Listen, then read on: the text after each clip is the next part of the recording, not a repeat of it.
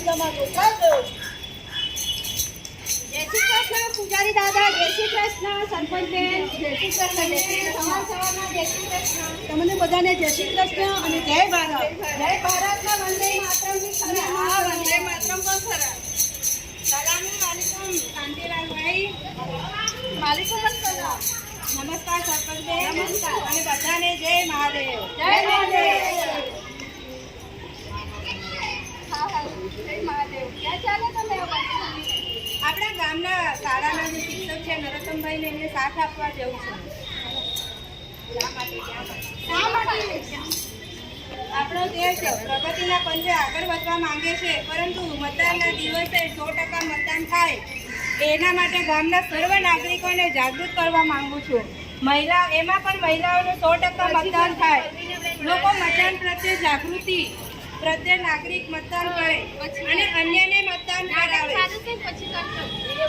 પ્રેરણા આપે. એટલે ગીતાબેનને જનજાગૃતિમાં સહકાર આપવા જવું છું. ચાલો આપણે જઈએ. ભારત માતા કી જય. વંદે માતરમ. નમસ્કાર આપ સૌને, નમસ્કાર આપ સૌ વડીલોને નમસ્કાર. નમસ્કાર અને આપણે આપણી યુવાન સેનાની ટીમને આપના નમસ્કાર.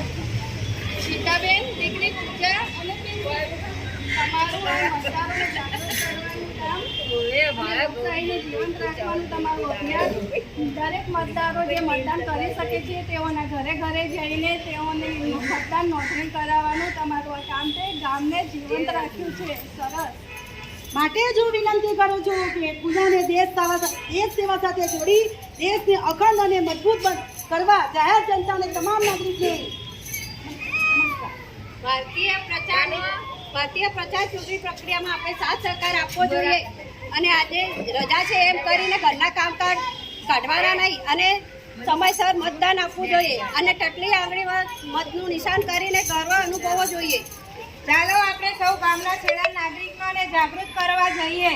આજનો પવિત્ર દિવસ આપણા ભારતના દેશના પ્રતિકનો પ્રગતિનો દિવસ છે. કોઈની લાલચમાં આવું નહીં. અંગત ભેદભાવ ભૂલી જવા, યોગ્ય ઉમેદવારને મત આપી યોગ્ય દેશને મજબૂત બનાવીએ. રાજ્યના વાડામાંથી બહાર આવીને દેશના થતા ભાગલાને અટકાવવા જોઈએ અને શિક્ષણની જોત પ્રગટાવવા દરેક નાગરિકે મતદાન કરવું જરૂરી છે. આપણે બધા લોકો તો મત આપવા જઈએ જ છીએ અને નાગરિકોને સમજાવી કહીએ કે લોભ લાલચ ત્યજો, ભેદભાવ ભૂલો, સાચા નાગરિક બનો અને બચાવ ભૂલો. જાગો ન જવાન જાગો, મતદાનનો હક માંગો. જાગો મતદાર જાગો, મતદાન એ જ માંગો. લોભી, અત્યાચારી, અજ્ઞાની હવે તો નશાથી ભાગો. નાગરિક જાગો, મતદાર જાગો. મતદાનના દિવસે મતદાન કરવું, નૈતિક મતદારો હવે એ જ માંગો.